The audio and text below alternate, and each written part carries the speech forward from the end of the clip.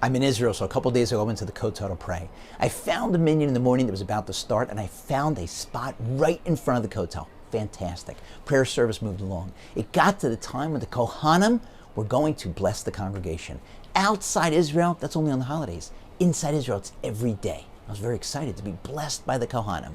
Typically, the Chazan says the first word of the blessing, the Kohanim repeat it. Then he says the next one, they repeat it. But this time, the Sephardic Chazan, who was praying very intently, drew out the first word. It was very long. And then the Kohanim who repeated it, drew it out even longer. They had good voices. It was melodious, it was mellifluous, and it was long. And my first thought was, this blessing and this prayer service will never end. My second thought was, what am I, a fool? I am standing right in front of the holiest spot in the world.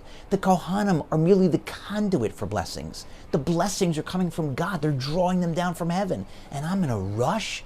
Who do I have to see? Where do I have to be? What could possibly be more important than being blessed by God through the Kohanim in the holiest spot in the world? And so I said to myself, guys, take all the time you want, take all the time you need. Bless me. And then I was thinking of this week's Parsha. After they finished the construction of the Mishkan, the tabernacle, Moshe gathered all the Jewish people and he blessed them. Suppose he took a little more time than they had expected. Were they thinking to themselves, Moshe, will you put a little wiggle in it? I mean, come on, kickoff's in 15 minutes. Netflix is dropping a new premiere. No.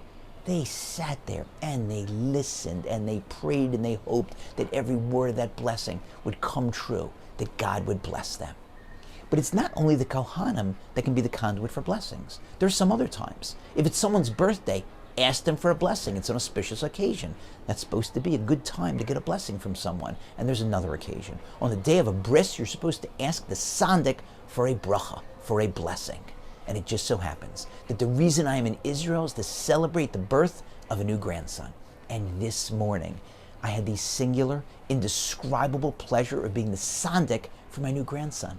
I was able to hold him on my lap at his bris, when he got his Jewish soul, when he got his Jewish name, Binyamin Yisroel.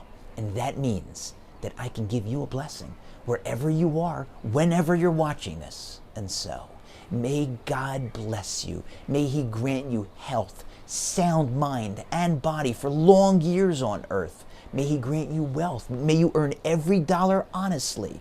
May He grant you all of your wishes, your desires, your dreams, to the extent that they're appropriate. Sometimes we ask for things and then we realize that it wasn't the best thing for us. If you're married, may He grant you marital bliss. If you're not married yet, may you find your bashert soon. If you have children, grandchildren, may you have nachas from them. If you don't yet, may you have them in the right time, hopefully soon. May He grant you serenity. May He grant you peace. May He grant you a lifelong love of the Jewish people, of Judaism, of the Torah, and of studying it, and of mitzvahs. May every day of our collective Jewish journeys, each one of us, be better than the one before. May God protect you and watch over you. May you be blessed.